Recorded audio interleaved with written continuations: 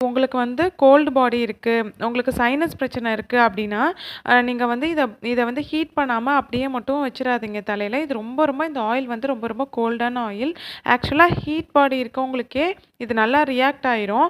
இப்போ இத எப்படி யூஸ் பண்றதுன்னா, இப்போ நைட்டு இத அப்ளை பண்ணிட்டு, அடுத்த நாள் காலையில ஹேர் வாஷ் பண்றது அந்த மாரிலாம் பண்ணக்கூடாது.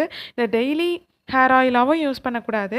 இத வந்து பார்த்தீங்கன்னா, ஒரு 2 ஹவர்ஸ் பிஃபோர் நீங்க ஹேர் வாஷ் பண்ண போறீங்க அப்டின்னா, 2 ஹவர்ஸ் பிஃபோர் வந்துட்டு இந்த ஆயில நீங்க அப்ளை பண்ணிட்டு ஹேர் வாஷ் பண்ணிர்லாம். நீங்க அப்ளை பண்ணிட்டு அந்த 2 ஹவர்ஸே வந்து பார்த்தீங்கன்னா, நீங்க அதிகமான ஹேர் ஆயில வச்சிடக்கூடாது. ஒரு கம்மியான குவான்டிட்டி தான் வச்சு மைல்டா மசாஜ் பண்ணிக்கோங்க. அதிகமா வச்சிடக்கூடாது. மத்த ஆயில் மாரி இத யூஸ் பண்ணக்கூடாது. தலைவலி அப்படியே தலைவலிக்கும். நைட்டெல்லாம் வச்சுட்டு அடுத்த நாள் ஹேர் வாஷ் பண்ணீங்கன்னா, அவ்வளோதான் உங்களுக்கு வந்து கோல்டு வந்துரும். அந்த அளவுக்கு இது ரொம்ப கூலிங்கான ஒரு ஆயில். அதனால சைனஸ் இருக்கவங்கலாம் கொஞ்சம் பார்த்து தான் இத யூஸ் பண்ணணும். இதோட ஒரு 1 மந்த்லயே வந்து பார்த்தீங்கன்னா, நல்ல ஒரு ஹேர் ஃபால் ஸ்டாப் ஆயிரும். ஒரு நியூ ஹேர் குரோத் வந்து வர ஆரம்பிச்சுரும்.